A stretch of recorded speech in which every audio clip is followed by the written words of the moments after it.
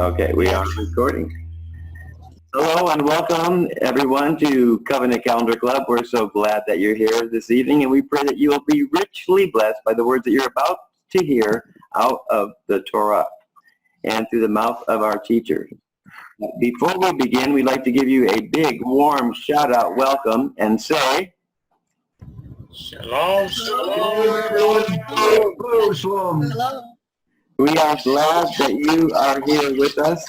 And if you'd like to get in on some of the conversation after the teaching, you can join Covenant Calendar Club at studythecalendar.com. And with that said, we're going to go ahead and turn the screen over to Charlene. Okay, let's do that.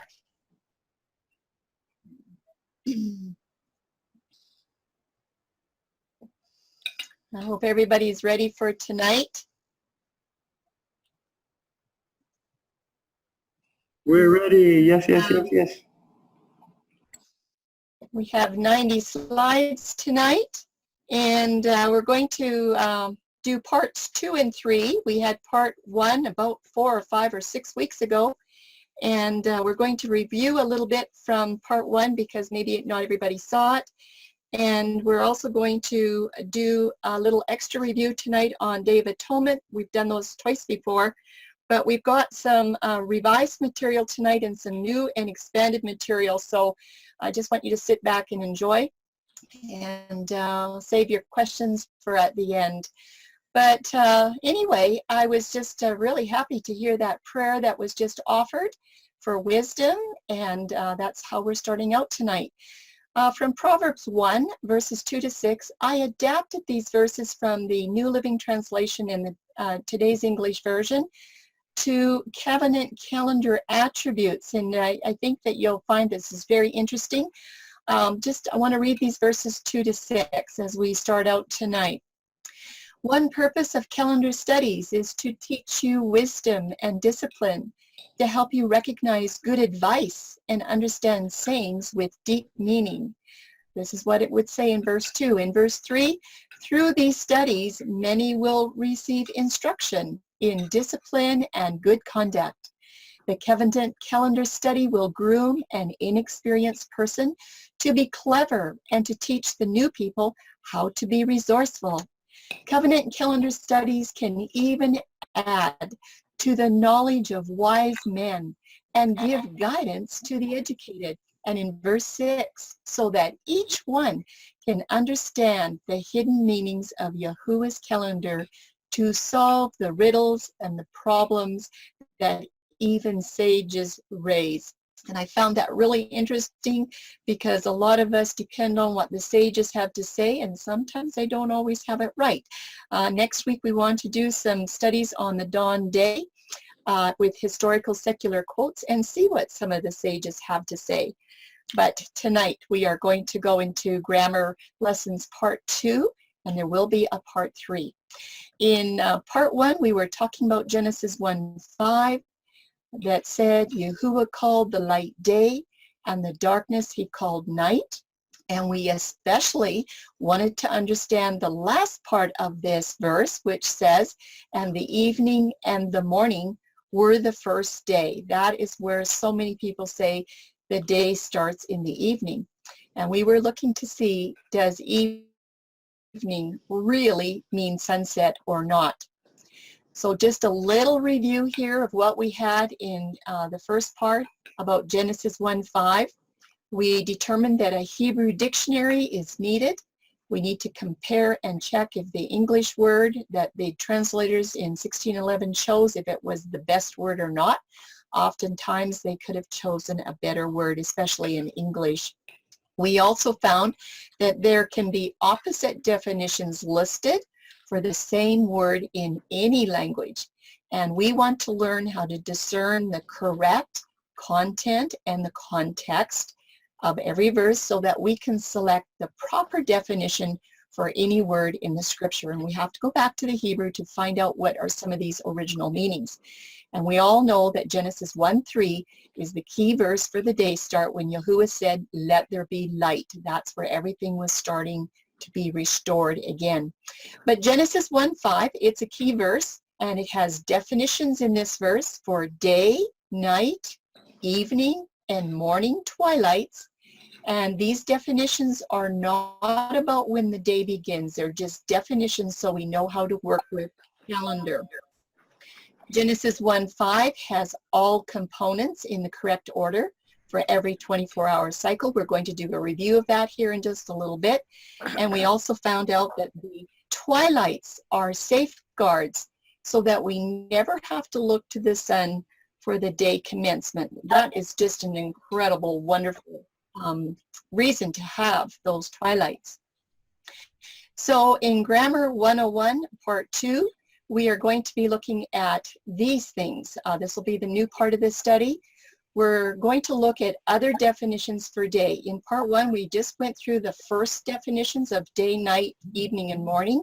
But in this here section tonight, we're going to look at other definitions for the word day. We're going to do some extra work on the word morning. This is brand new information. I think you'll find it interesting.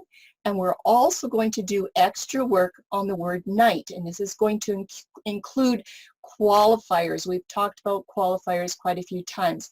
Now, morning and night only really have one definition. They don't have two or three that are opposites, but we're going to do some extra work here on morning and night.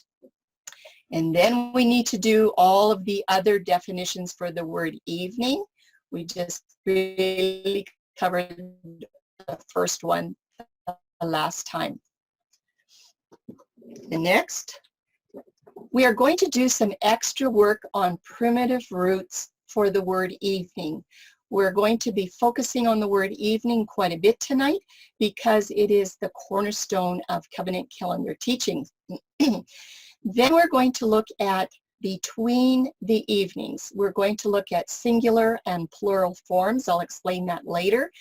And we will also look at the placements and the positions of this phrase between the evenings. And we won't be doing a full study here tonight, but this is a workup for what is coming here very soon on a revision for between the evenings. We just want to take a quick peek at the word evening if it is ever defined as afternoon, and that would be because we understand afternoons should certainly qualify for something about between the evenings. We want to look and see if the word evening does qualify as afternoon. And then in Part 3, we're going to look at the Day of Atonement portion from Leviticus 23, and we're going to do a very clear examination with this word evening. We know what it means now, so we want to check and see for Yom Kippur or Day of Atonement. Does evening begin Yom Kippur? So let's just get started with all of these sections. We've got quite a few of them to get through tonight. And section 1, like I said, is going to be the other definitions for day, which is Yom or 3117. The word day is often very confusing, a really confusing word, and it always needs to have careful consideration. And when you're sharing calendar studies with other people, you need to make sure this word defined very carefully with other people so that when you say day and you're meaning 12 hours, they're not thinking day means 24 hours. So we usually use the term day season to equal 12 hours for the light season. Of course, night season would be 12 hours of the night. And if we're using day for 24 hours, we will use day cycle, the cycle of the day. Okay, let's look at the first definition of the word day or Yom. This is a review, and this is what it said from the Strong's. It says, from an unused root, meaning to be hot, a day as the warm hours, where they're literal, and then Strong said from sunrise to sunset. But I have crossed it out because we understand that he didn't use the correct terms. Strong's, according to his own definitions for the words evening and morning, he should have said the 12 hours of the day from dawn to dusk. And that's according to the Hebrew definitions for morning and evening. Now, the second definition for day is the 24-hour cycle of the day season and the night season put together. And he continues on to say, from one sunset to the next. And you can see I crossed out one sunset to the next because Mr. Strong is incorrect again in calculating the commencement of the day with sunset. He should have said from one day break to the next. Now, we're not picking on Mr. Strong. I believe he was just influenced by the Messianic Jews or Jews in general, and didn't realize that he had the definitions for morning and evening 100% correct, but he didn't apply the definitions completely to understand how they work with the 12-hour day and the 24-hour cycle. The third definition that he lists is where one day will equal 1 year, and this is in a prophetic sense or a figurative, a figurative sense where you have figurative prophetic timelines or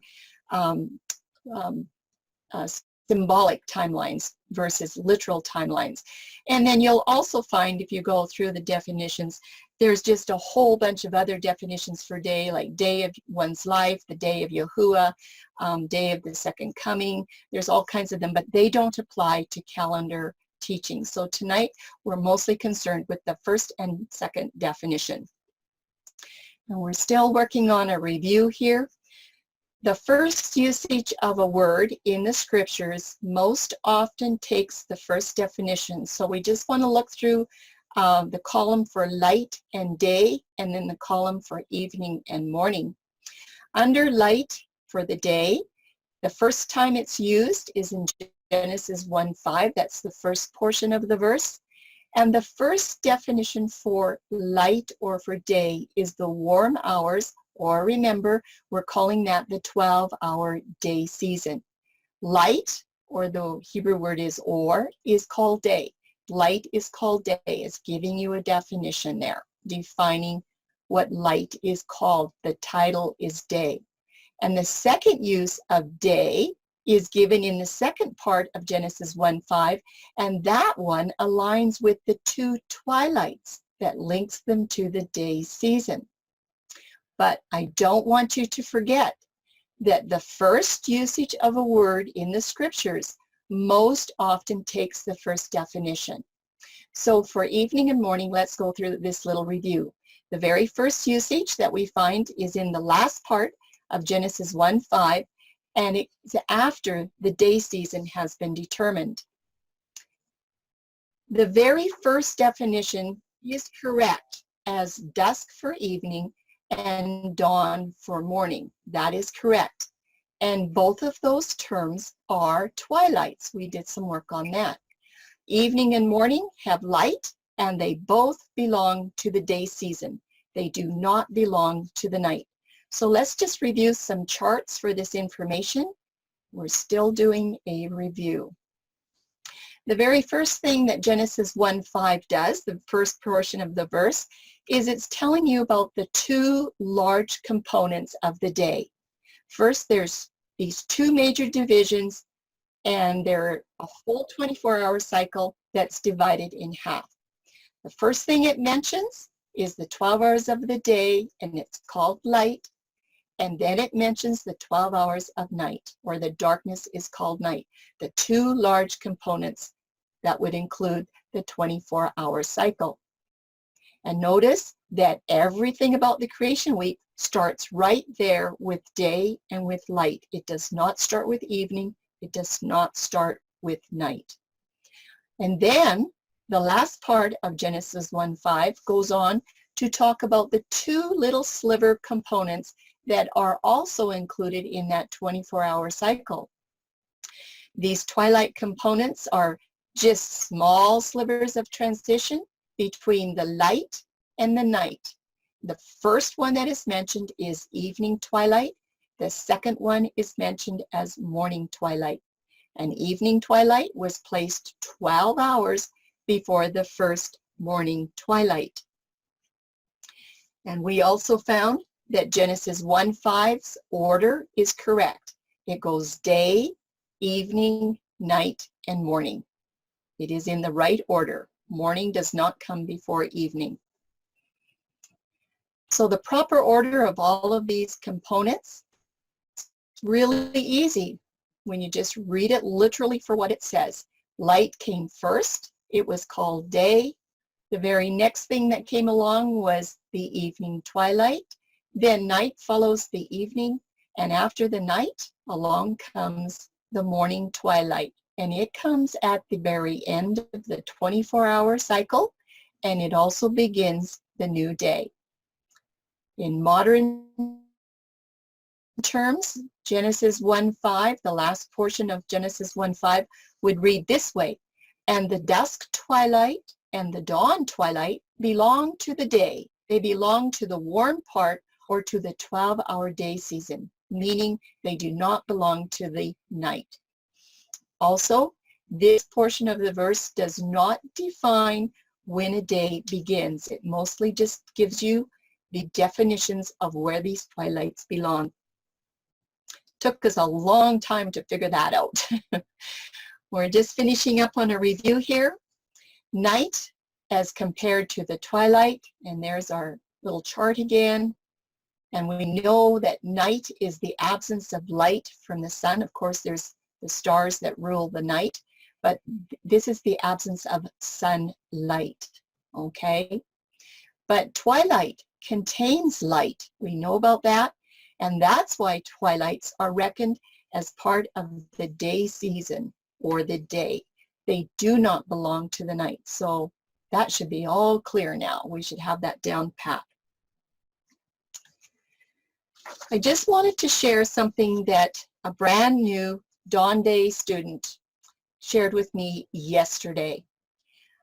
She said that she's enjoying the Dawn Day studies with a whole group of theirs, and they're starting to realize that there's a lot of crooked places that need to be straight. She sent me this verse, Isaiah 45:2, I will go before you and make the crooked places straight. And I think that this is something that we should not forget. Many are so reluctant to enter into a new calendar study because there's so much of a lingering controversy out there. People don't know. They hear calendar and they just get a headache. But it's really crucial to keep in mind that we need to prove all things from the scripture, no matter who taught us originally. And I still respect our leaders. They've done a lot of work.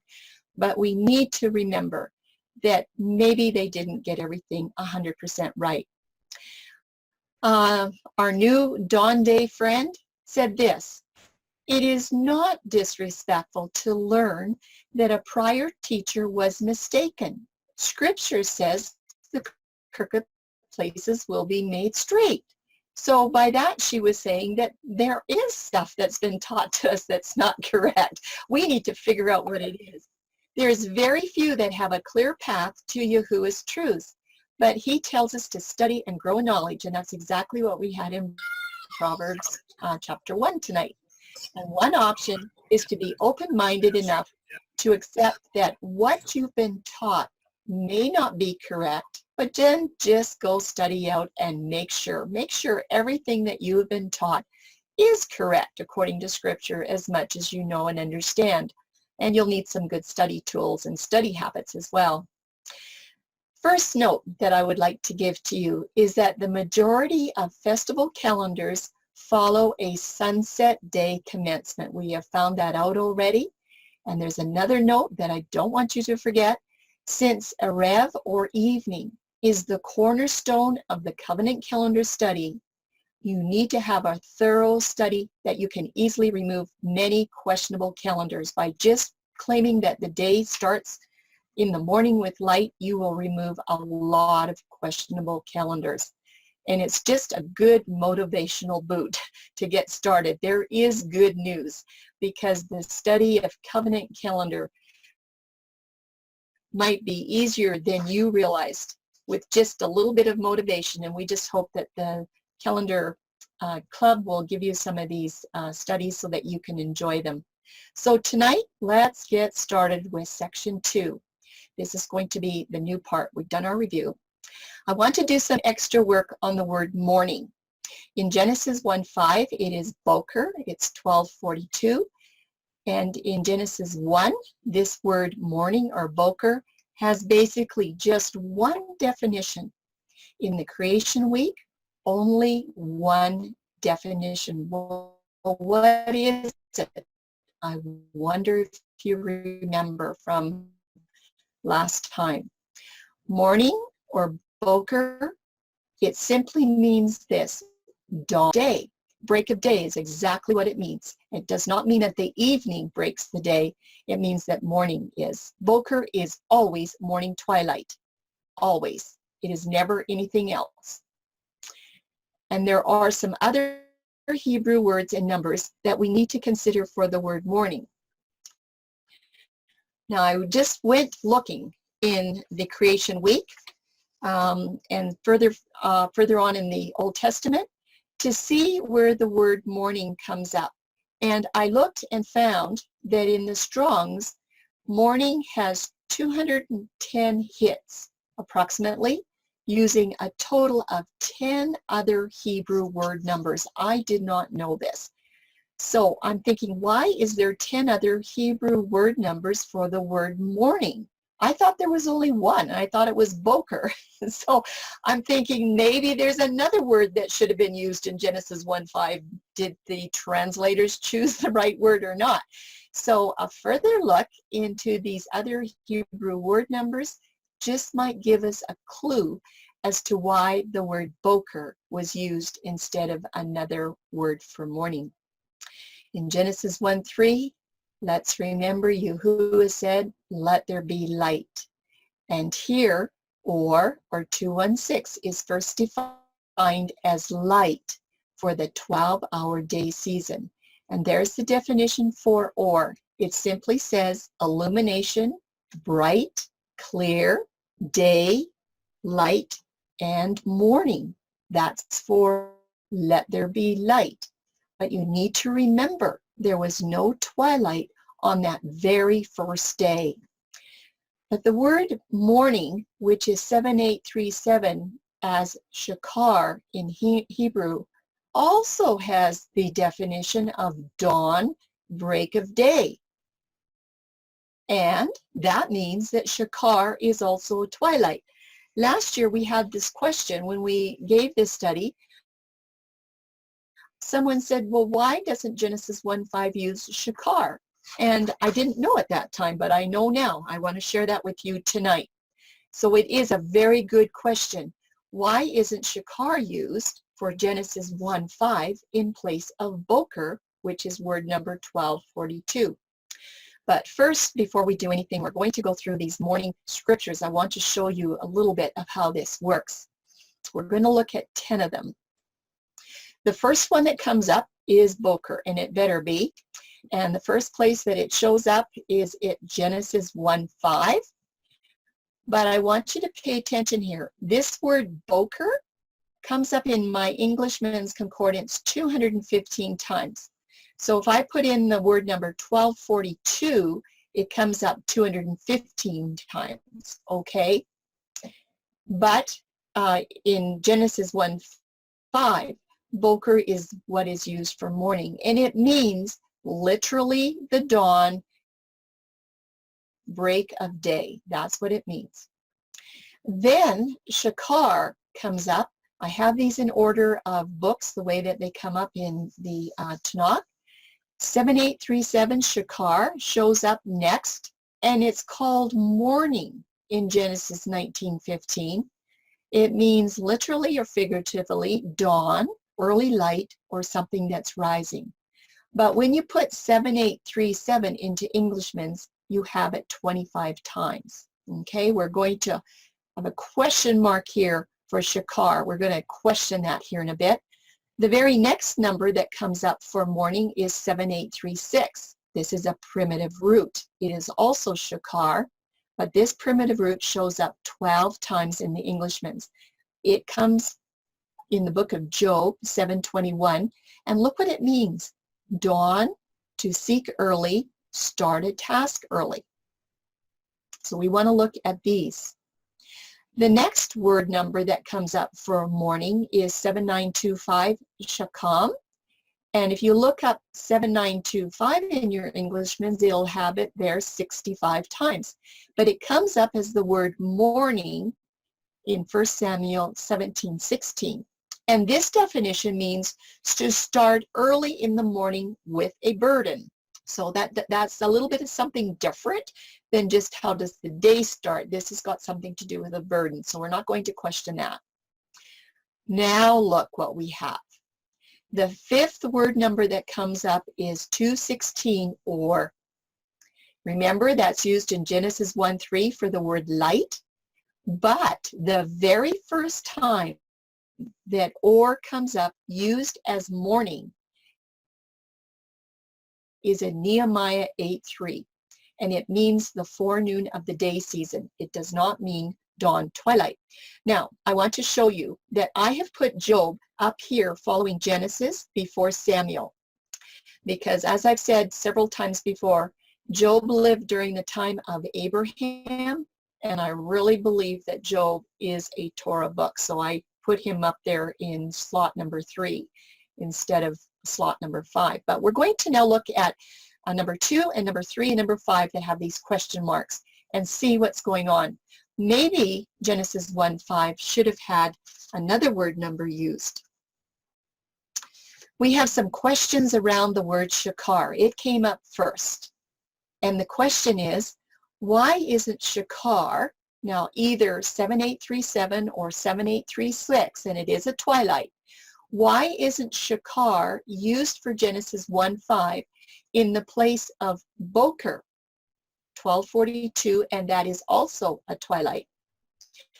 Very first usage for 7837 is in Genesis 19:15. It says, "And when the morning arose, then the angels hastened Lot, saying, Arise, take thy wife and thy 2 daughters, which are here, lest thou be consumed in the iniquity of the city."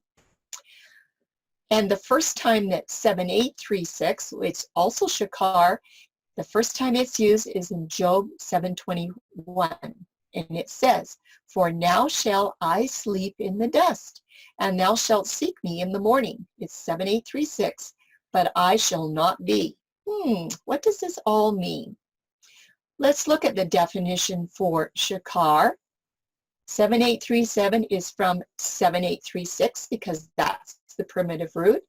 And it says dawn, literal or figurative or adverbial. And then it goes on to say day, day spring, early, light, morning, and whence rises. Do you see what is happening here? Do you see that shakar can be used as figurative, not just literal, but figurative? That's going to be a clue. Right there is your clue.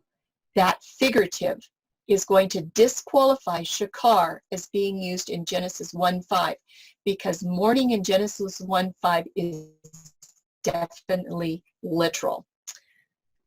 Let's look at some questions around the word or.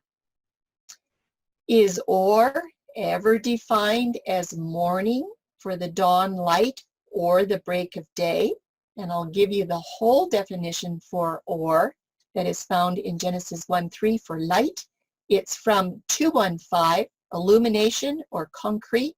It's a luminary in every sense, including lightning, happiness. That would be something that is figurative. Something that is bright. It's a clear day, light, lightning, morning, and sun. Okay? The first usage of or as 216 in the morning is found in Nehemiah 8:3. And this is what it says. Really interesting verse. "And he," this is Nehemiah, "read therein before the street that was before the water gate from the morning," this is for light, "from the morning until midday before the men and the women." I wonder if you noticed something. Remember, this morning is 216, and it's actually equal to light up to the noon, the forenoon hours. But morning as boker is dawn, twilight. They're a little bit different, and we have to remember there was no twilight on the first day. So the definition of or gives confirmation of this. When Yah said, let there be light, it was the instant light that took you up to the midday.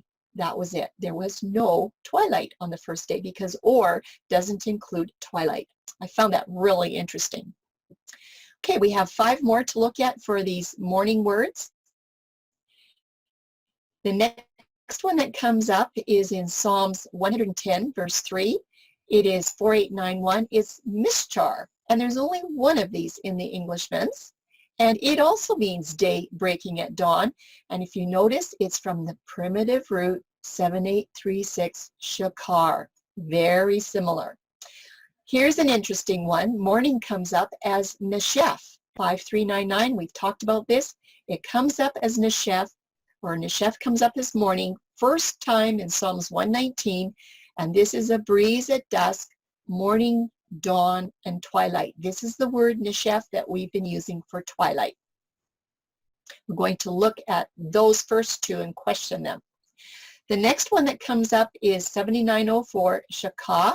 It's called morning, and there's only one of those in the Englishman's, in Jeremiah, and it mostly means roaming through lust as morning roams in. So we won't be questioning that. It's got nothing to do with day commencement.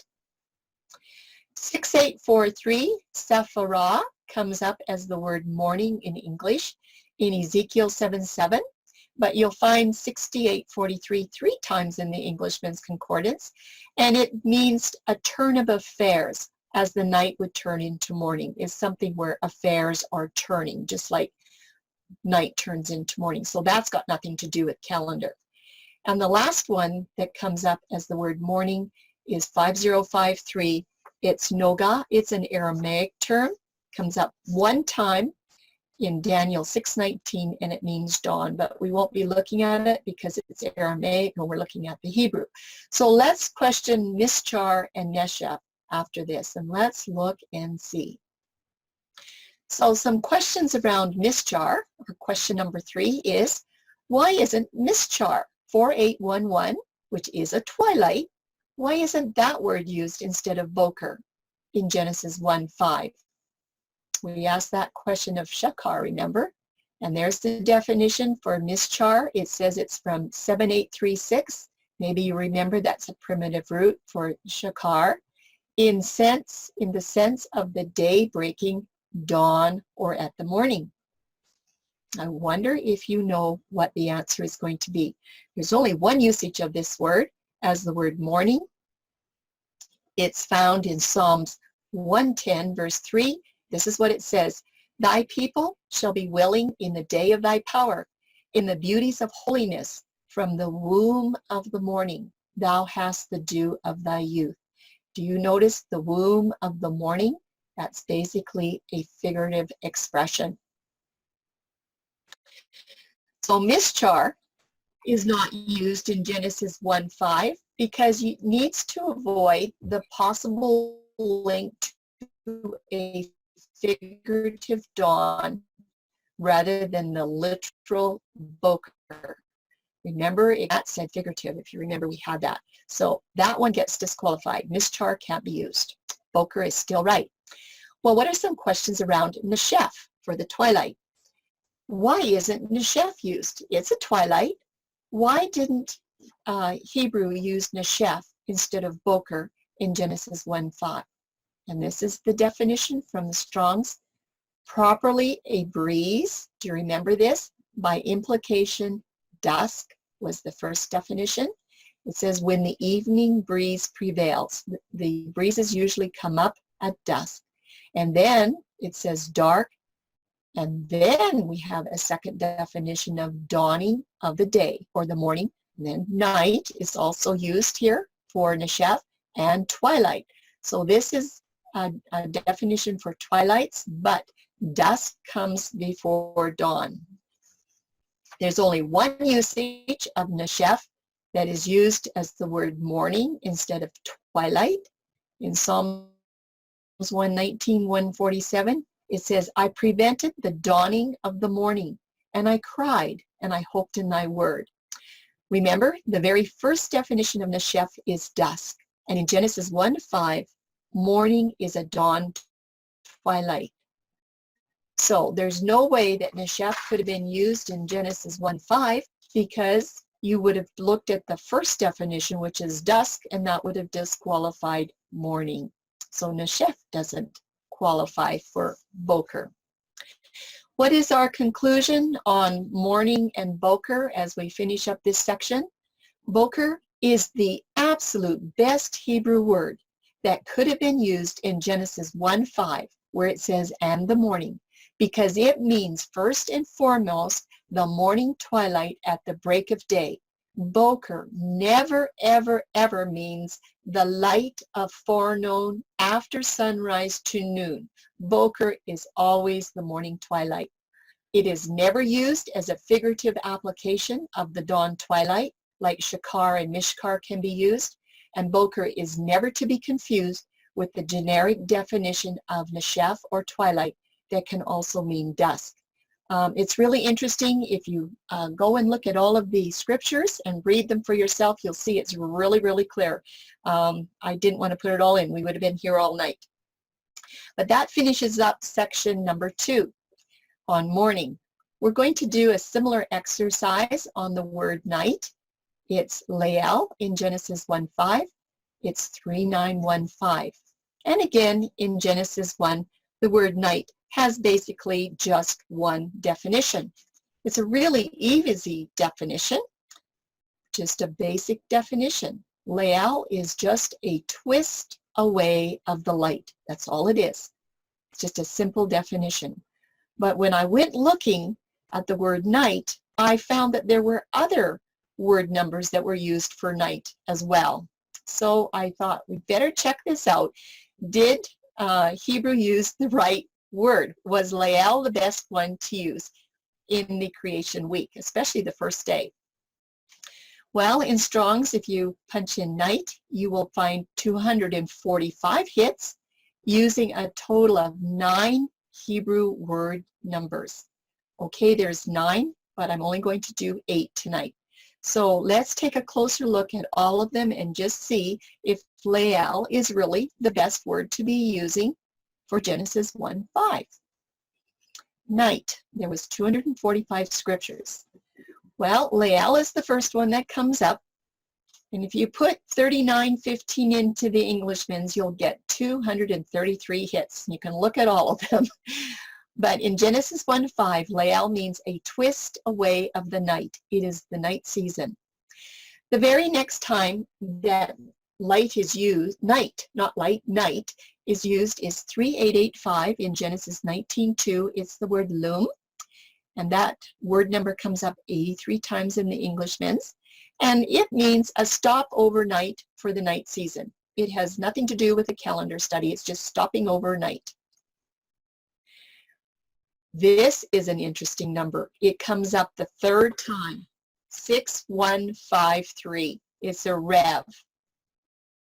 In Genesis 49:27, the definition for a rev is dusk and day and night. But this word comes up as night in Genesis 49:27. We're going to do a lot of work on the word evening later on, and you should all know that the first definition is dusk. So how is this being used as the word night? We're going to question that one. The next number that comes up is found in Leviticus 11:6. It's 8464. You'll find this number 2 times in the Englishman's. It's Takmak. I need somebody with Hebrew. And it's an unclean bird or a night hawk. It has nothing to do with calendar. But let's check out the 6153, our question. Our questions around Erev. And question number 1 is, Erev dusk, which is 6153. It does list night as its last definition. This is a review from the first time around. It says from 6150, which first definition is dusk, and then the King James goes on to say day, even, or evening, or eventide, and then at the very end it lists night for the word evening, or rev. Very interesting. And lots of people say, how can night link to evening? or how can Layal link to a Rev? These are different numbers, 3915 and 6153. The very first usage of a Rev as 6153, when it's using the word night instead of evening, is in Genesis 49:27. And it says, Benjamin shall raven as a wolf in the morning, and that is 12:42. That is the dawn twilight. So Benjamin shall raven as a wolf in the morning, dawn twilight. He shall devour the prey, and at night he shall divide the spoil. But the word number is a Rev, 6153, and the first definition is dusk. So he's saying that at dusk, which is twilight towards the night, he shall divide the spoil. I found this really interesting because what I'm finding here is that night is referring to dusk, and it's a complement to when it says morning. This morning, 12:42, is always a dawn twilight. So it's using the word night here as a qualifier, let's say, towards comparing it with morning, the morning, dawn, twilight. But it's probably closer to the darkness of the night than just the beginning of the twilight. We're going to be considering morning as the qualifier here. It tells you how to understand the word night as the dusk twilight and not Layal. Other questions around a Rev? I started to ask, are there other places where night links to evening as 6153? And yes, there was. In the following verses, the dawn morning is part of the context as a qualifier, and the word night links to dusk as a complement.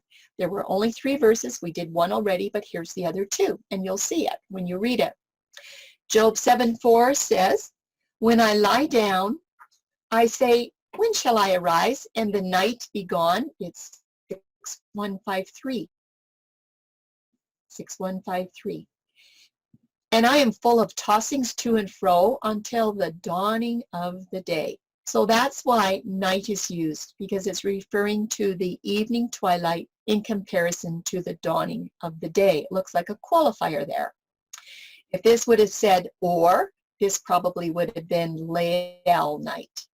Psalms 30 verse 5, it says, weeping may endure for a night. It's a Rev, 6153. But guess what? Joy cometh in the morning. And that is 12:42. That means dawn twilight. So it appears that they use night to mean the evening twilight as a complement to the morning twilight. Leviticus 6:20 also has a little bit of information. This is the offering of Aaron and his sons. Half of it in the morning, it's 12:42, so that's dawn twilight, and half thereof at night. And it uses the word 6153, a Rev, which is dusk, and that's the dusk that goes towards the night. That has to do with the sacrifices. So again, I found in all of these verses that night is referring to dusk, to the dusk sacrifice as a complement to the dawn sacrifice. And you'll see that. It was in all of the verses. It was exactly the same. It was never referring to or as the light from the forenoon, from the rising of the sun to high day. So if you just start snooping around, you'll find some things. The next one that came up was really interesting. It's 2822, Koshak. We need Tim to say it in Hebrew, Hebrew accent. And 2822 comes up 80 times in the Englishman's. But the very first time that Koshak comes up as night instead of darkness, okay, that's how it's translated in Genesis 1:2, is as darkness, and it means this. Literally first is darkness, and then these are the rest of the definitions for 2822, Koshak. Destruction, death, wickedness, and obscurity. We're going to question that one. The next one that comes up is 821, Ashmurah.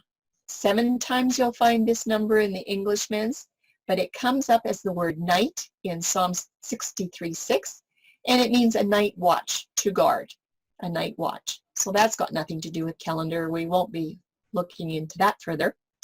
Oh, look what we have next. 5399. Neshef comes up again. Remember, Neshef came up as being used for morning. Well, it's coming up here as being used for night. First time in Isaiah 21:4, it's used as night. And remember, Neshef is a dusk twilight until dusk is night. We'll question that one as well. Number 956, Booth. It's Aramaic, comes up one time in the Englishman's, and it's in Daniel 6:18. It simply means to lodge overnight, has nothing to do with calendar. But we do want to look at Koshek and Neshef and how they relate to night. But your homework is to check out Jonah 4:10. I'm not going to go there tonight. I think you can do it all by yourself after seeing this little section. So, some questions around Koshek. How can night, Lael 3915, be linked to the Koshek darkness, which is 28:22, and this word first comes up in Genesis 1:2, the first part of the verse. It comes up as darkness.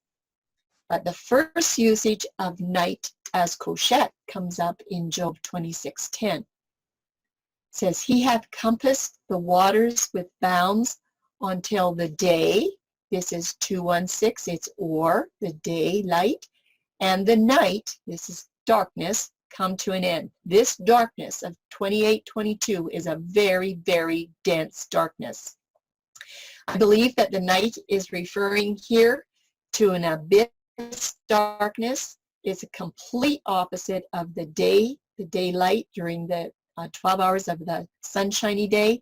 Absolute opposites here. So night is referring to an abyss darkness, and the day refers to light. It does not refer to the day season.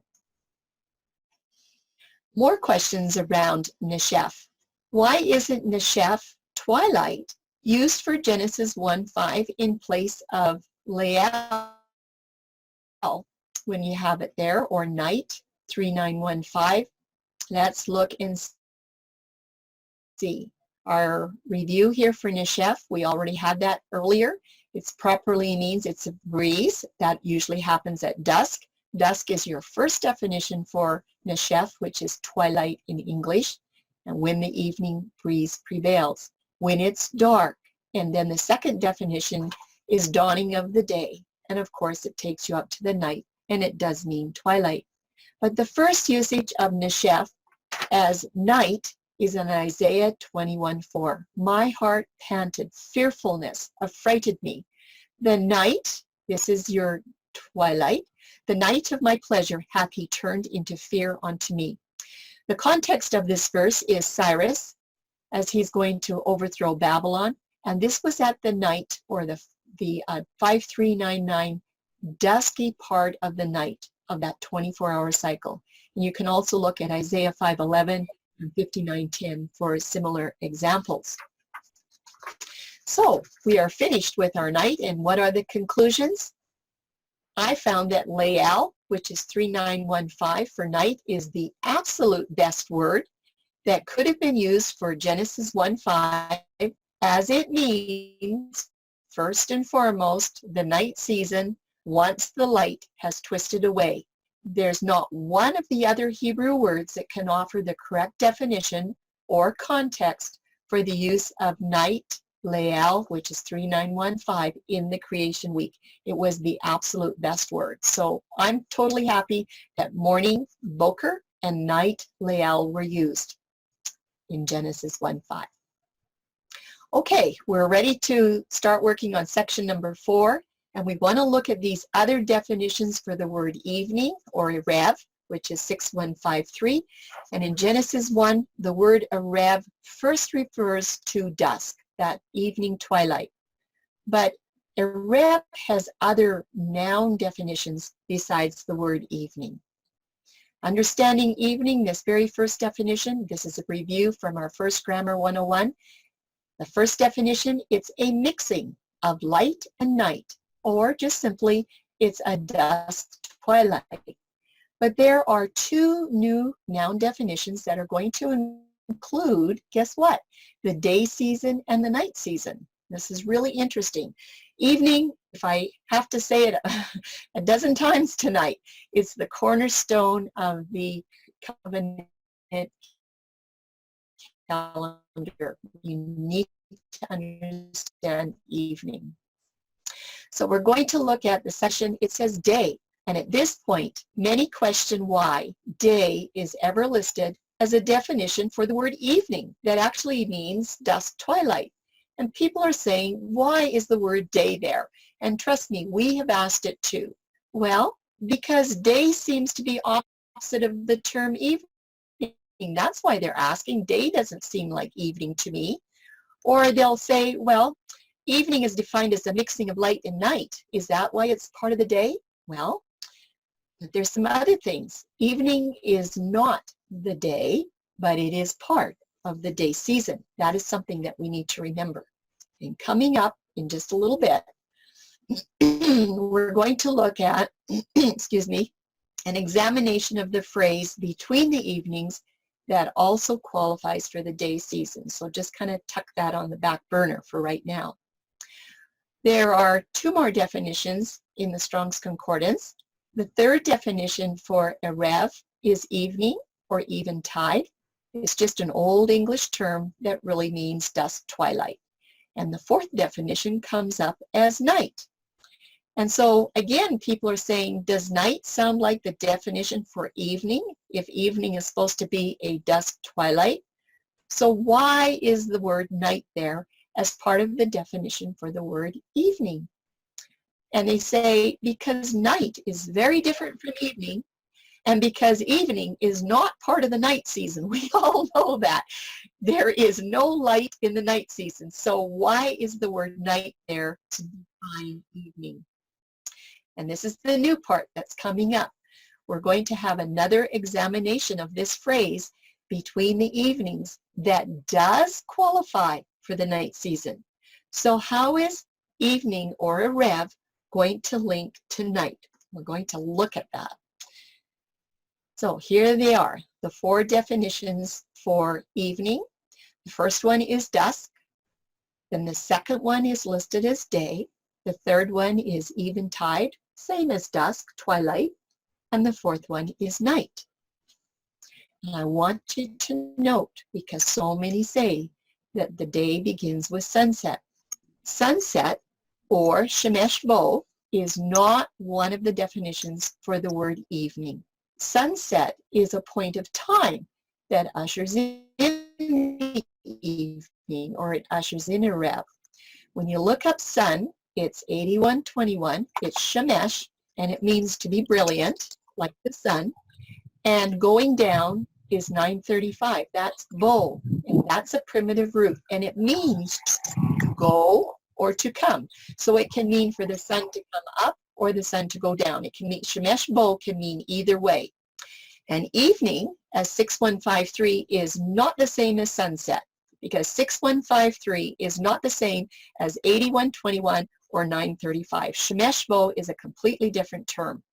And just like you to write down Exodus 16:23, when Moses said that the Shabbat was going to start tomorrow, he did not say, he said at Makar, he did not say, or no, I'm not so sure. I think I'm got a brain fog there, but he says tomorrow. He does not say shemesh bo or at sunset. So that's a really interesting little thing to remember.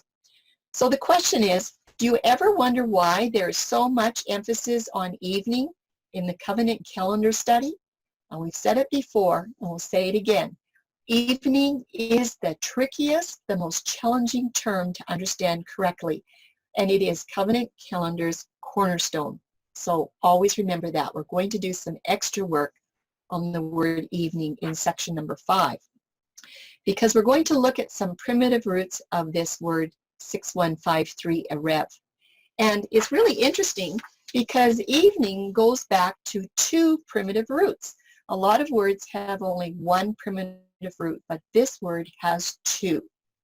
The first mention of evening, like I said, is in Genesis 1:5, and the 2 primitive roots that need to be considered are going to follow when you read the definitions. It says erev from 6150, that's your first primitive root, We already know the definitions of dusk, day, evening tide, and night. So let's look at 6150. Erev up here, Leal, is the noun. This is now going to be the verb. We always have nouns and verbs that work together. 6150 is Arav. It's a little bit different than Erev. It says a primitive root. And then it says identical with 6148 through the idea of covering with a texture. And look what it means: to grow dusky at sundown, be darkened toward evening. Let's look at 6148. It is also a verb, is exactly the same word, pronounced the same way, okay? But it is a different primitive root. Is primitive root number 2. To braid, to intermix, and to mingle. Meddling, lots of things, lots of other kinds of definitions, but I'm using the definitions tonight that would link to a calendar study. So our question is, why are there 2 primitive roots for the word evening? And I had to think, why does evening get 2 primitive roots? And I thought, well, there's 2 twilights in every 24-hour cycle. Could that have something to do with it? And both of those primitive roots are named exactly the same word, Arav. They've got 2 different numbers. So I said, why are there 2 primitive roots? I don't understand. Let's take a little bit of a look. 6150 is the first one that comes up, the first primitive root that comes up, and it is a verb. It aligns with the evening twilight. Remember, it said it was identical with 6148. And also remember, it says here to grow dusky at sundown, to be darkened toward the evening. Just leaving that there for a review. There's dusk, and here is dusky. Do you see how Erev, the noun, is connecting with 6150, the verb Arab, between the words dusk and dusky? There's a connection here. But we need to look at 6148 because duskiness can be described with 6148, the second primitive root. When it says to braid and to intermix and to mingle, this is all duskiness, or it's a mixing. But there is another description as well. And we're going back to the word twilight or neshef, where we have dusk again, but we also have the word dawn, but we're looking at Erev right now, the dusk.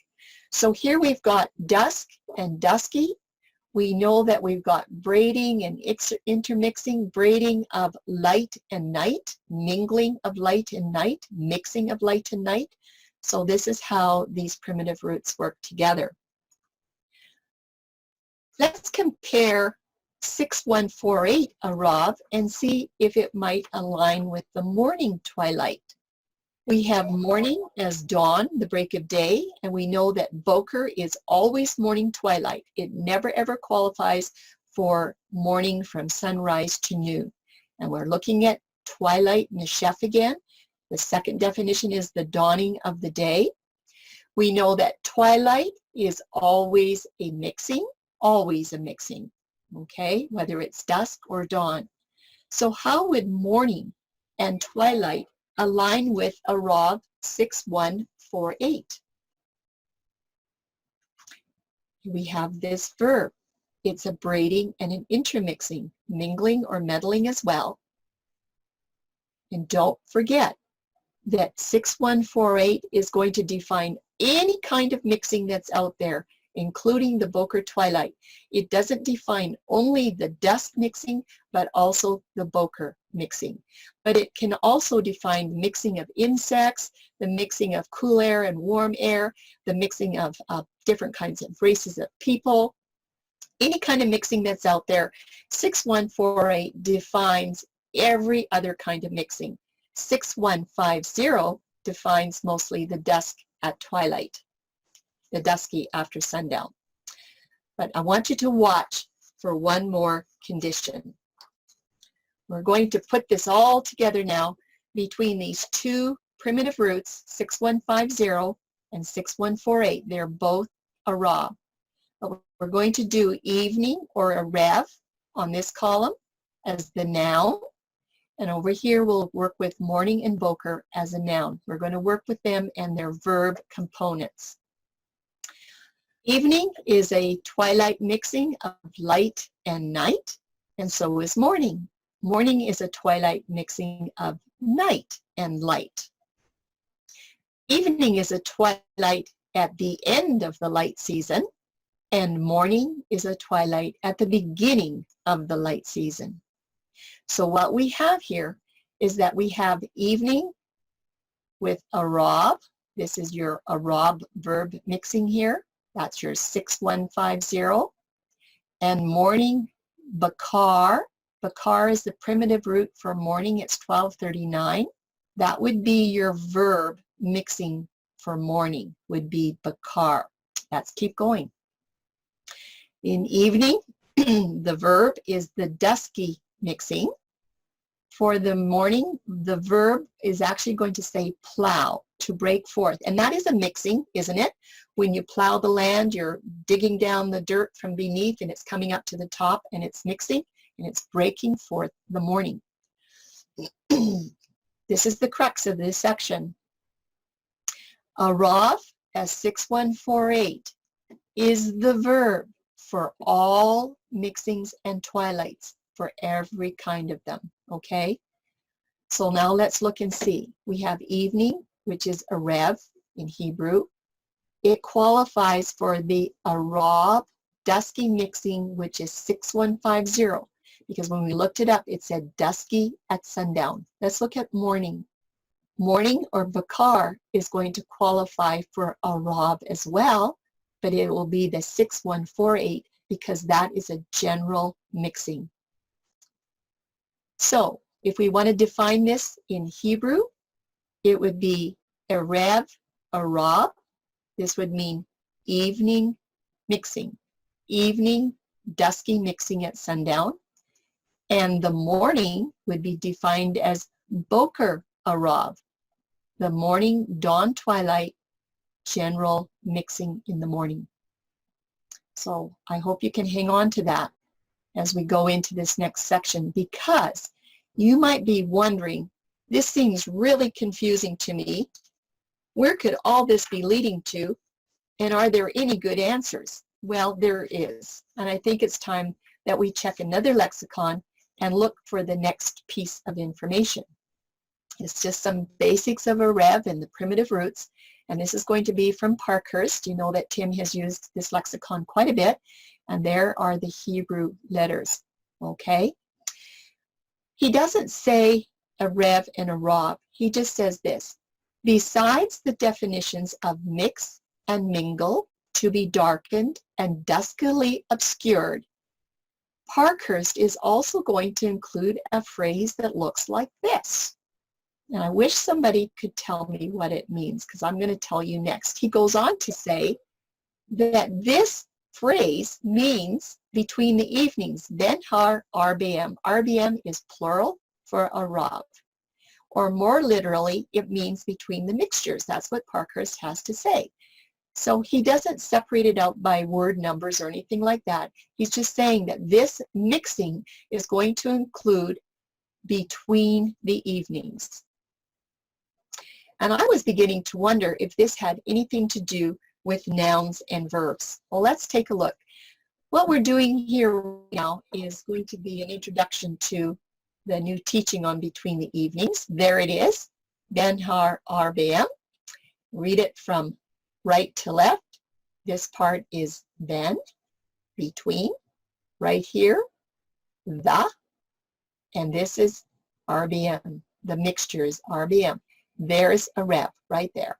Okay, we're going to be doing a lot more work on this coming up on a new PowerPoint. But question number one is, how many evenings or revs are there in 24 hours?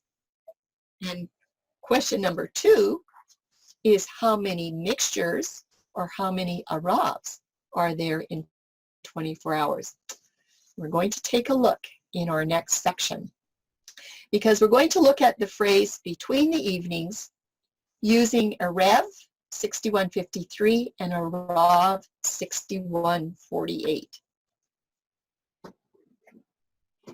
Going to be a comparison of tenses of singular and plural. A Rev would be the singular, a Rav is the plural. I think you can remember that. It's not too hard. So a Rev as the noun and a Rav as the verb. This is all brand new. Many definitions for a Rav are descriptive action words. Remember, that's what a verb does. It describes an action. And every Erev twilight is an Rav mixing. An Erev is your noun. A Rav is your verb. Let's look at morning or boker. That's the noun, and it also identifies a mixing. It's a mixing of light, which is a noun, and it mixes with night. That's a noun as well. But when you have a Rav, and when you apply it to the morning or to the boker, that's describing the mixing of light and darkness in the morning. This mixing is your action, right? That's your Arav. And note that every boker is an Arav, but only if there is a qualifier. There has to be a qualifier to tell you it's Arav. So we want to look at nouns and verb tenses and how they work together. We have Erev evening twilight, and that's going to be working with 6150 singular, Arav mixing. This is just one mixing. And then we have Boker morning twilight, but it can work with 6148, which is the word for different kinds of mixing. This word can include the dusk mixing and the dawn mixing. Okay, so this is where the morning twilight would fit in. We have a chart here. There's your morning boker, dawn's first light. And then we have morning action is being described as the Arav twilight mixture. That would come after your first light. Then you have your sunrise. You have direct sunlight for your hot hours of the day until you have your sunset. You all know what comes next. It's the Erev evening action, but it's an Arav twilight mixture. It's Arav. And then you have your darkness, and we finish off with our dawn twilight. The next boker begins the new cycle. The morning boker twilight qualifies for this 6148. It's a plural Arav mixing, and it's only going to qualify with this phrase between the evenings. I have this S in a capital S because it's very special, this word evenings. So let's go into the next section where we can try to understand the placement of between the evenings. What's happening with this term is very controversial, and a lot of people use this term to determine that the day begins with evening. We're going to look at a little bit something different tonight. We will expand this on the PowerPoint of between the evenings. So we want to understand that Arav, this is the second primitive root, 6148, is paramount for clarity on this phrase between the evenings. The singular form of evening, or Erev, rightly claims the first definition as dusk, and that's the mixing of light and night, and it is always dusk twilight. Every single time it's going to be dusk twilight. Evening can only claim the second definition of day or the fourth definition of night, where both components consist of no mixing. But that's only if there's a qualifier. We will do a lot of examples of this in a couple of weeks. What is that qualifier? I'll just give you two little clues here. The context is going to be first qualifier in the scriptures. You have to figure out the context. And the second qualifier is going to be this term has to be found in the context between the evenings. You have to find that term. You can't just use any term that says Erev. It has to be between the evenings. One qualifier is when the verb form of a rev changes from singular to plural. Instead of only a rev in the verse, the plural form of a rev, which is a rob or area bim, is present in this phrase, ben har rbm, or in English, it's between the evenings. So the plural form of a rev, as ben ha rbm, or between the evenings, we're going to look at that. There is only one evening in every 24-hour cycle. Remember, we asked the question, how many evenings are there in a 24-hour cycle? There is only one evening, there is only one dusk twilight in every 24-hour cycle. And it is amazing the gymnastics that some people go to prove to you that there are 2 evenings in a 24-hour cycle. It's absolutely amazing. But the question is, how can there be 2 evenings in any 24-hour cycle? Because a lot of people teach that. Or is it this way?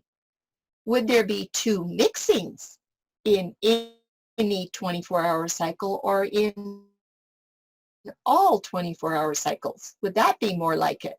Well, let's take a look as we're going to demonstrate this next. It is true that every 24-hour cycle has 2 aravs. We have a Boker morning arav mixing, and we have an Erev evening arav mixing.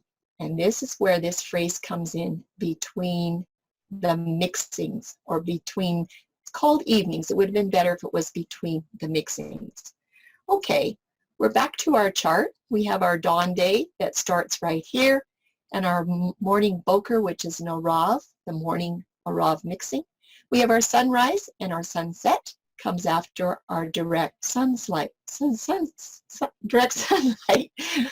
And then right here, we have our very first between the mixings. It's in the day season. That's your first one. Then you have an evening arav, or an evening mixing. And after that's over with, you have your dawn. But guess what? Right here, from darkness to the dawn, you have your second mixing that includes the night season. So you can have a ben ha rbm that is during the day, and you can have one that's during the night. Now, we used to think it was always just during the day, but now we know that there are times when you have a between the mixing that includes the night season. That's why I'm saying we need to look at the content and the context of every set of scriptures to know exactly what's going on. Context determines the specific between the mixings. Is the context going to say it's in the day season or in the night season? You can't just assume it's always day season. This phrase, Ben Har RBM, is so unique. There's a total of 11 Torah scriptures that use the phrase. They're all in the Torah. This phrase is only used in the Torah, and we're going to break this open big time in the teaching on between the evenings. That'll be coming up in a couple of weeks. So we're all finished with section 7. We're going to look at section 8. This is really short. Is evening ever defined as afternoon? It's Natah 5186 in the Hebrew. Is afternoon a definition for the term between the evenings? We need to ask that too, because afternoon is definitely during the day season. Remember that evening can have these opposite definitions. Day and night are definitely opposites, and they're opposites of dusk as well. But I would like you to note that the second and the fourth definitions for evening can be used to mean any part of the day season or the night season. But you have to have a qualifying phrase between the evenings, or Ben Ha RBM. That phrase has to be present, and the context has to be carefully considered so that you know where it belongs. Or it can happen if there is divine intervention. That's a possibility as well. But I'm here to tell you that evening never takes the definition of an afternoon time without a qualifying verse. It does not happen. Well, I went and looked up the word afternoon, And it's used only one time in the King James Version by that word. It's in Judges 19:8. And it says, "And he arose early in the morning," and morning is 12:42. That's Boker or dawn twilight. "He arose early at the dawn twilight on the 5th day to depart. And the damsel's father said, Comfort thine heart, I pray thee. And they tarried until afternoon, and they did eat." This is natah. Well, the definition of natah from the Strong's, it says to stretch or to spread out, to bend away, to bow down, to decline, to go down, to stretch or to stretch forth. And I would just like you to note that the shadows of the light of the day really do begin to stretch and spread out and bend away, and they do go down in the afternoon. And that's when the sun passes the meridian until the shadows are overtaken by the dusk. But when you compare afternoon, natah, which is 5186, with evening or rev, and that's word number 6153, we find that these two Hebrew words are not related at all.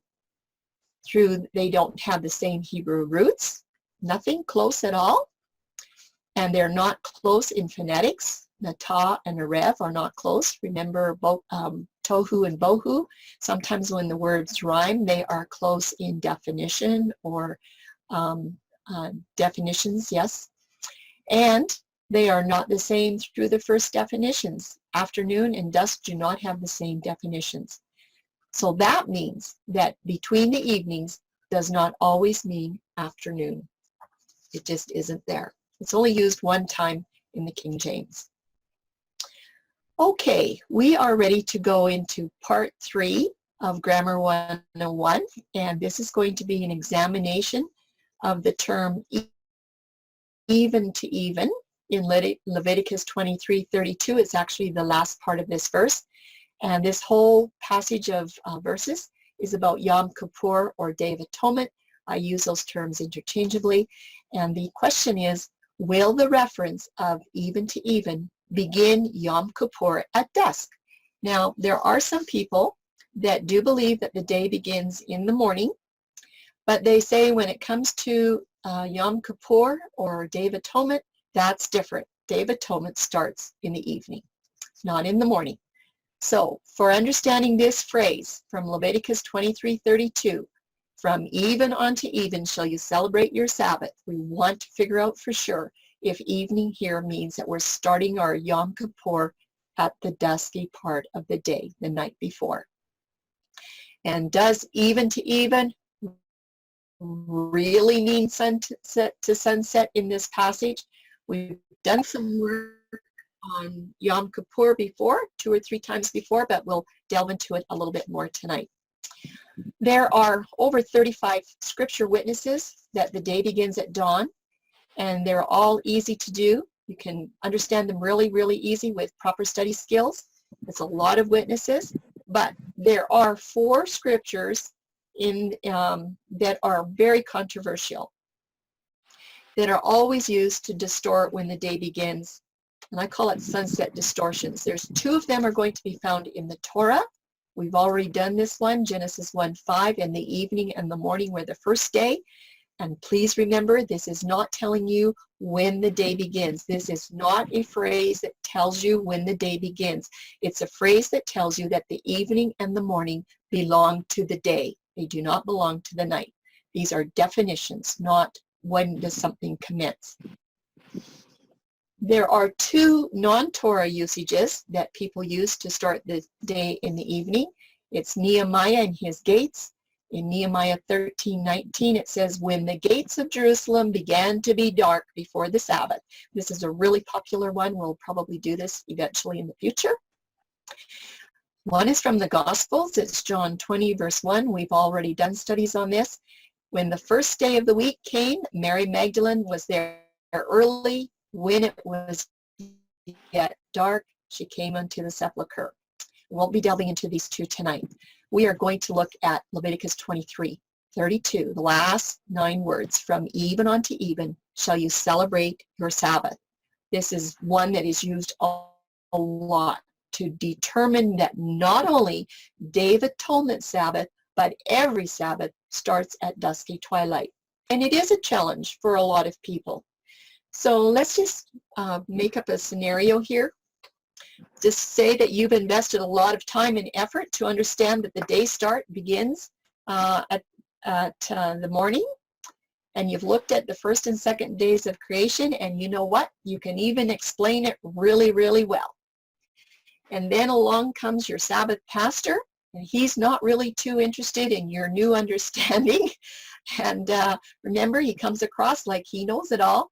And the next thing you hear from him is these words, but you know, from even unto even you shall celebrate your Sabbath, and evening means sunset. Well, you certainly know all about even from your Genesis 1 study, but you really weren't prepared how to answer that challenge from even unto even. But you know what? Scripture has an easier answer than you think. And all you have to do is follow those simple rules.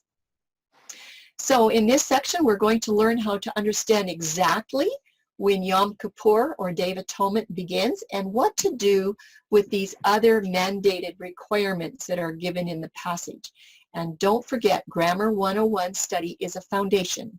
Remember all those study skills. It has the study skills there for a reason, so that you can know the definition of evening beyond a shadow of a doubt. Day of Atonement is one of these controversial scriptures, and it is used to demand that the Sabbath begins the evening at sunset. And I hear it still today. And even, like I said, some of the dawn keepers are saying only one exception, Day of Atonement or Yom Kippur begins at sunset. No other one, just that one. So you have to answer that as well. And why is this? Because most of us have been taught that the word even means some sunset. But we already looked at the definitions of evening, and it didn't have sunset in there. So of the highest importance, read more than 9 words to discern the context. If you count the words in the passage of Day of Atonement in Leviticus 23, I think it's around 180 words. And most people just read the last 9 words and they forget to read the first 170. So I want you to remember your basics from Genesis 1. I want you to remember that we have to read the content judiciously, and we're going to do that right now tonight. We're going to read in context extremely carefully. We're going to make sure we're not taking anything out of context. And so far, we know that enough investigation has already happened and completed on the word evening that we should be able to solve this Day of Atonement problem or puzzle really easy. There shouldn't be any troubles whatsoever, because we know that the first day of creation began with light, and it wasn't a twilight. Remember, the word or is light from the forenoon up to the high day. And we also learned that every day since the first day of creation begins with light of dawn, Boker. But people say, what about Day of Atonement? Isn't that the most solemn day of the year? Shouldn't that day really tell us when the day begins? Well, yeah, it should.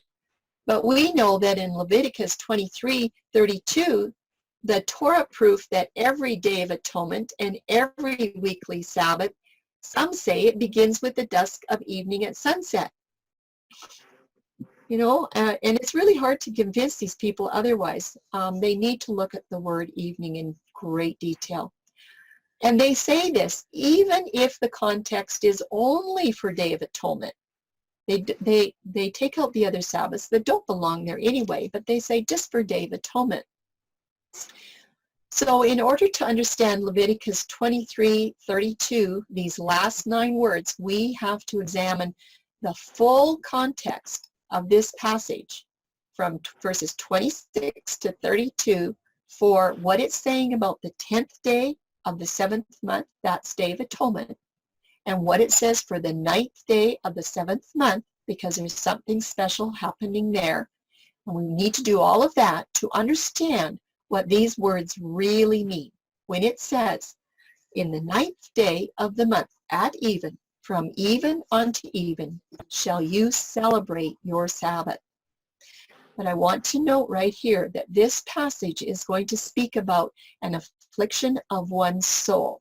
And in the study tonight, we are not addressing what that affliction is. We are only going to address when it is to begin and when it has to end. But there's 3 strict requirements. I would like you to pay attention to Yahuwah's 3 strict requirements for Day of Atonement. And here's the reason why. He is very specific in this passage. All 3 of these are repeated 3 times so that you don't miss it. The other thing is I want you to know where these requirements are found. I'm going to give you a review at the end and I'm going to point it out, but just take note where they're coming up. And then as we're going through these requirements, I want you to keep in mind, is this happening on the 9th day or the 10th day? And we're going to examine the Day of Atonement verses really carefully. And I want you to remember that Day of Atonement is not going to change from the 10th day of the month to the 9th day of the month because Yahuwah doesn't change. So we're going to look at this passage in great detail. It starts out in verse 26. And Yahuwah spake unto Moses, saying, I'm going to have the content of the verse on the left side, and I'm going to give the context of the verse on the right side. In this verse, a command is being given to Moses, and it's going to be regarding the Day of Atonement, as we'll see next. He says in verse 27, also on the 10th day of the 7th month, there shall be a Day of Atonement.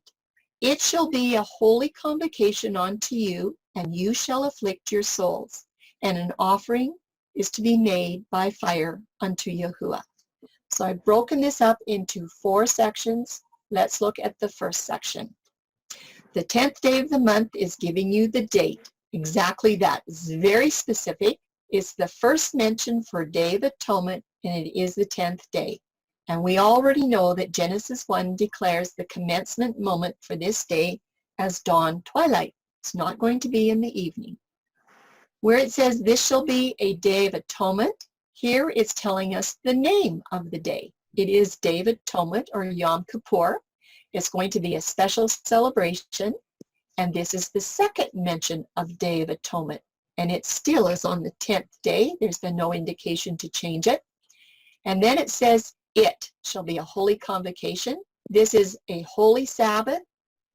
It is a 7676. It's the exact same number as a weekly Sabbath.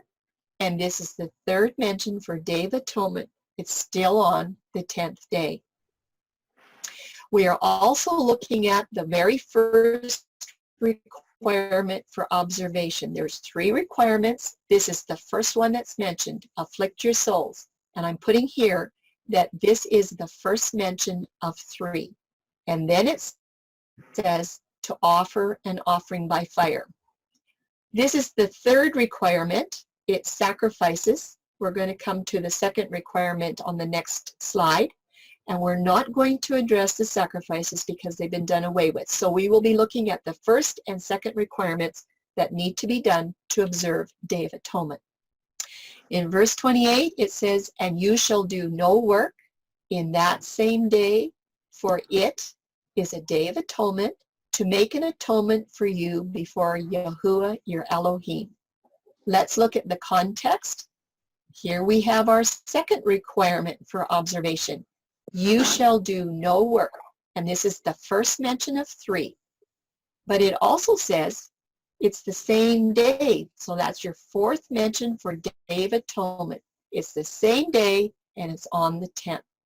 I should have asked you to guess in your mind, how many times do you think Day of Atonement is going to be addressed here in the context of these verses, these 180 words? This is number 4. And number 2, for part B, for it is a Day of Atonement, the context is still Day of Atonement. And we have the 5th and 6th mention here for Day of Atonement on the 10th. It is the 5th, and Day of Atonement is the 6th mention. And to make an atonement, well, the purpose is atonement for man's sins. We sure need that. Looking at verse 29, it says, for whatsoever soul it be that shall not be afflicted in that same day, he shall be cut off from the people. Well, what is the context for verse 29?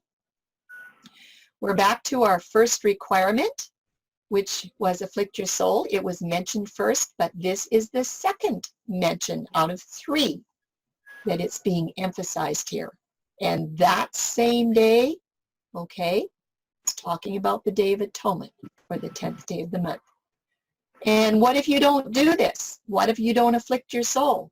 Well, the consequence for disobedience to this first requirement is that you're not going to be part of the genealogy of the Messiah. That's really what it means. You weren't going to be struck dead, but you would be cut off from the people, and your family would not be in line for the genealogy. That was what everybody wanted, okay? So you don't get that favor. In verse 30, the content of our verse, and whatsoever soul it be that doeth any work in that same day, the same soul will I destroy from among his people. And here we go. This is the second requirement that had to be observed. Shall do no work. And this is the second mention of 3 that it's being mentioned. But look at, it says that same day. So we have our 8th mention of Day of Atonement, and it's still the 10th day of the month. I have somebody whistling and playing something. I don't know what it is, but on slide 79, maybe Mario can help us out there. Thank you. So we're going to go to the second part of verse 30, where it says, the same soul I will destroy from among his people. If you don't keep this second requirement, the consequence for disobedience is that you will be destroyed. It sounded a little more serious than disobeying the first requirement of no affliction. Let's look at verse 31. It says, you shall do no manner of work. It shall be a statute forever throughout your generations in all your dwellings. Let's look at the context of the verse. 2 times in a row is talking about no work. So our second requirement is being addressed. And this is the third mention of 3 that this is being emphasized. So that's our 3 for no work. It says it is talking about the 9th mention for Day of Atonement, no work on the 10th day of the month. And that's a statute that you're to observe forever. So guess what? On Day of Atonement, you don't need to do any work. In fact, you're supposed to be just quiet.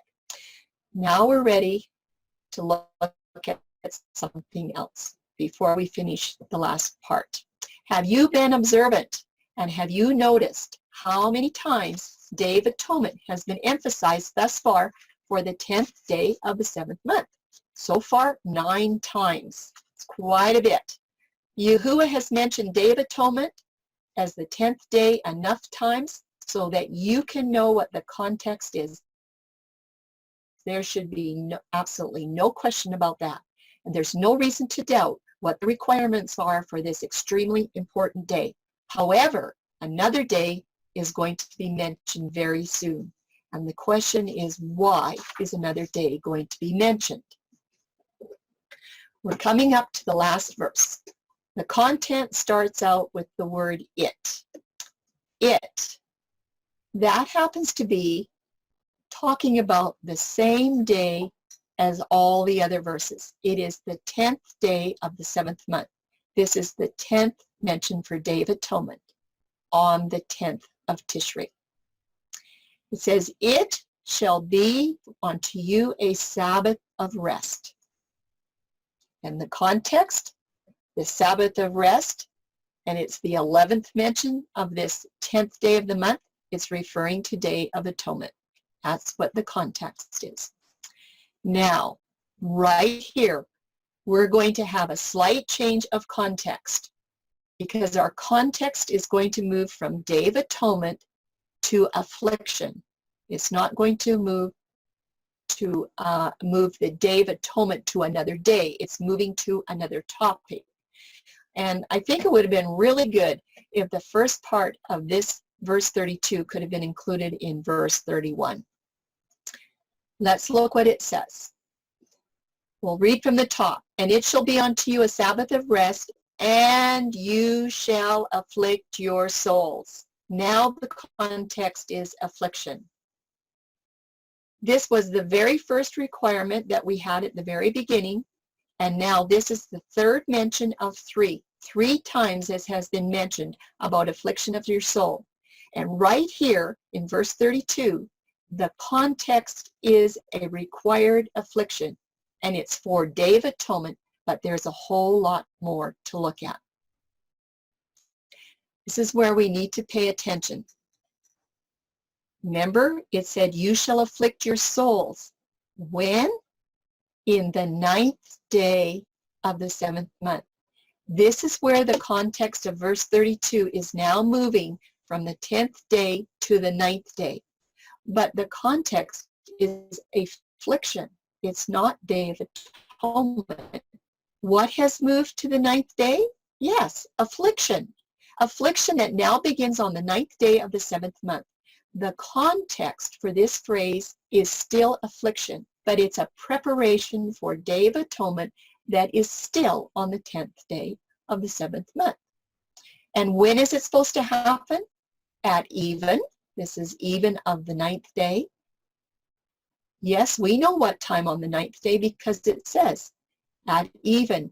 The context for affliction begins at even. It's the time of the dusk twilight. No, Yahuwah did not change his mind to begin Yom Kippur on the 9th day. He still has it on the 10th day. Let's finish this verse up. It says, your affliction is from even unto even. That's what the context is, affliction.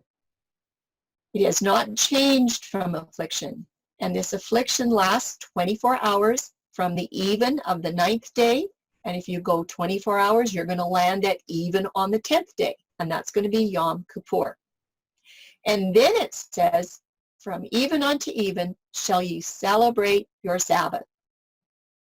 It finishes up with a declaration that affliction of one's soul begins 12 hours in advance to be prepared for the celebration of the Atonement Sabbath that's going to happen at dawn or the break of day on the 10th day of the 7th month.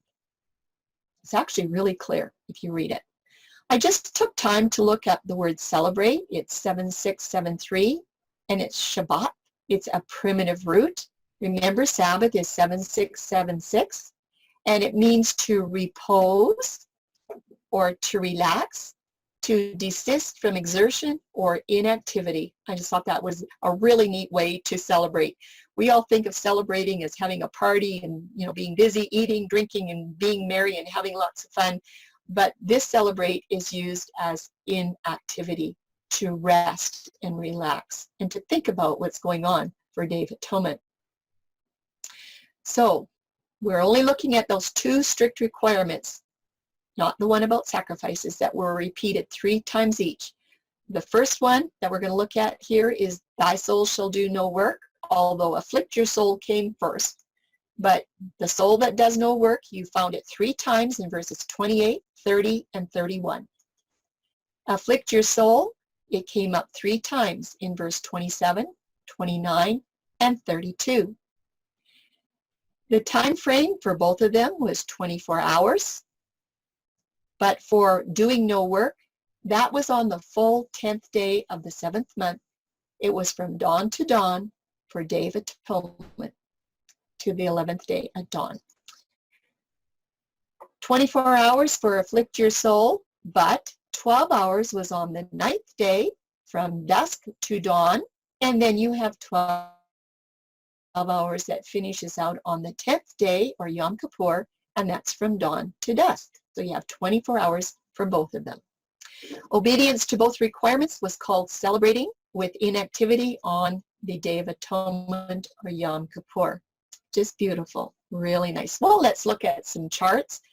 We have one chart for Day of Atonement according to the dawn format. There'll be 2 for sunset. The yellow here, or the large sections, are your day seasons. The orange are your dusk. I just have a little skinny blue one for night season, and the pinks are for your dawn daylight, your dawn twilight. Okay, so it's not to scale, but if you can follow it, this is what happens for Day of Atonement using dawn format. The 9th day of the month begins at dawn, right there on the 9th day. And then the affliction begins at the even of the 9th day, at the dusky part of the day, after the sun has gone down. This affliction, it continues to the even of the 10th day to fulfill the full 24-hour requirement. The affliction of one soul has been in process for 12 hours upon the arrival of dawn on the day season of Day of Atonement, and that affliction continues another 12 hours during the sanctuary services, and it ends at even. So you're afflicting your soul from the even of the 9th all the way to the even of the 10th. Of course, the 10th day would have been the sanctuary services, so that was where the affliction was supposed to really mean a lot. Number 5, absolutely no work was to be done on the 24 hours of Day of Atonement until dawn of the 11th day. So your no work starts with the dawn morning of the Day of Atonement. The most important requirement for affliction of one's soul on the Day of Atonement is now completely fulfilled. 24 hours, but it actually starts at the even of the 9th, 24 hours. Let's see what happens when you put this onto a sunset format. It's very interesting. With the sunset theory, the 9th day of the month actually begins where, everybody? At even or sunset on the 8th day. Because sunset says that when, sunset people say, when the sunset comes, that begins the 9th day. That's what they say, but they don't follow their rules, by the way. Okay, so that's where the affliction has to begin, at sunset, there on the 8th day. And that affliction is supposed to continue from even on the 8th day to the even of the 9th day. Remember, it's supposed to be a full 24 hours, even to even. So the affliction requirement in this case is going to be fulfilled before the Day of Atonement even begins. Already looks like there's a problem. So according to this, there's no affliction of one soul that occurs on the Day of Atonement. You don't even get there. You're not going to work from the even of the 9th to the even of the 10th. You're not going to work there either, probably. Let's look at another chart. With the sunset day theory start, we have a lot of problems. If one wishes to afflict their soul to the even of Day of Atonement, and they begin at even on the 8th day of the month, their affliction will be a duration of 48 hours if they want to include Day of Atonement. That's a long time. The most important requirement for affliction of one's soul for only 24 hours has to be spread over the 9th and 10th days, and it causes the statutes for the Day of Atonement to be completely disregarded, because now you're afflicting for 48 hours instead of 24. I'm sure glad I know the right way. So the Day of Atonement solution for this new scenario, next time when you're in a similar situation, you will have a simple and very truthful answer for the commencement time for Day of Atonement, because now you know, and you can practice your study skills by looking up those definitions and remembering to read enough content, and reading the context is really important, and you can learn by teaching this to others because they probably don't know this as well. And I just like to say that Yah's ways are always simple, they're easy, and they're orderly. It's just a great way to learn. So I want to encourage all of you that with your Bible and an exhaustive concordance and some good study skills, you'll be able to answer some of the most challenging calendar questions easily. And I just pray that Yah will bless you abundantly. And that's the end. If you enjoy the studies and you have any questions because you don't quite understand, you can always write myself or Tim. We're at studythecalendar.com. And just remember that we're going to usher in Yahuwah's covenant day with the morning on Sabbath. And that's it. That's all she wrote. All right. Thank you, Charlene. I can't wait till the next one. This is going to be great. Great. Thank you. Any questions, anybody? I'm sure. Questions? Comments? No questions? No comments? Really? Now that goes to show you you've done it. That was an excellent job. Hallelujah. Thank you, Charlene. Thank you, Yahuwah, most of all. Well, maybe they're frightened to death. Maybe they're scared to death to say anything. I don't know. Yeah, No, that was. I'll say Anyway. it was really good. It was very in depth, and I had a question and I didn't write it down, and now I forgot. But you had to hang in there, because once you got to the between the evenings, all of that other stuff started making sense, and it explained a lot. And I'm glad you explained the Day of Atonement, because I was hung up on that too. And it makes, I mean, like you said, I started thinking, I think I'm going to make a page in Word that says content and context and make a bunch of copies.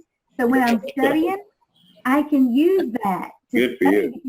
That's really good. So that was a helpful tip too, but I thought it was fantastic. I was starting to get a little bit overwhelmed, but I hung in there, and it made sense as we got to the end. So very good, Charlene, as usual. Thank you so much. Thank you, Stacy, for sharing that. You just said kind of a, let's see, I don't use this word very much, but kind of a magic statement there. I hung in there. You know, that's the magic of it. Not that, I like that word. What's a better word, somebody? Not magic, but you hung in there, bottom line. I don't know about a magic word, but I know that those that are persistent and are willing to pay the dues and put in the time, those are the ones that receive the reward. Yeah. And this was flat out scripture reading. And if there's any argument about what you heard, you have to take it up with Yahuwah, because it was right out of the word. So that was the bomb, Charlene. Thank you. Hallelujah. That was good. Well, I just want to say that, you know, hung in there. It takes some grit and determination, but when you start to see how it all comes together, and then you go back and you try to fit the stuff back into Sunset, you're just going to find out it is such a massive confusion, and you'll say to yourself, how did I ever believe that stuff? Like it just doesn't make sense. But the reason we believed it, because we never questioned it, and we didn't know we had to question it. And so, you know, it's the best thing that ever happened to Tim and myself was. Yeah. You mind if I ask a question that's not on topic, but kind of, it's still, it's a calendar question, but it's not on topic. You mind if I? No, go ahead. Okay, let me put on my glasses. So I know that this person that I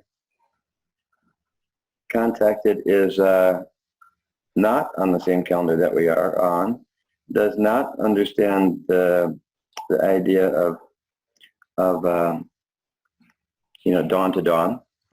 But I just, because I know where he's at, I said, have a blessed preparation and Sabbath day. Okay, this was, well, anyway, I'll just leave it at that. And then he said, Amen, be Amen, hallelujah, love all you mishpachah. And then he sent another one a little bit later and said, and it was preparation day, and the Sabbath was approaching in Luke 23:54. And it was preparation day, and the Sabbath was approaching. Well, where I looked, it said the Sabbath was drawing on. It was continuing, okay, drawing on. And then I said, does it say approaching or drew on, as like in continued on? I guess that would kind of mean the same either way, wouldn't it? And could that day in Luke 23:54 have been the true Passover? He did die as the Passover lamb on Passover the 14th, isn't that right? And then making the next day being unleavened bread. So I wrote it like this, and that day, Passover, was the preparation, and then parentheses, for unleavened bread. The Sabbath Passover drew on. Just a thought. With much love, I pray. Did I answer correctly? I would have, yeah, you answered well, Mario, but I would have brought him to the word epiphosko. When we see that word drew on or was approaching, that word comes from the Greek word epiphosko, and the meaning is to grow light. The other place you'll see that word is in Matthew 28:1, where it was at the end of the Sabbath as it began to dawn, or epiphosko, to the first day of the week. It's very, very, very highly specific. It identifies an exact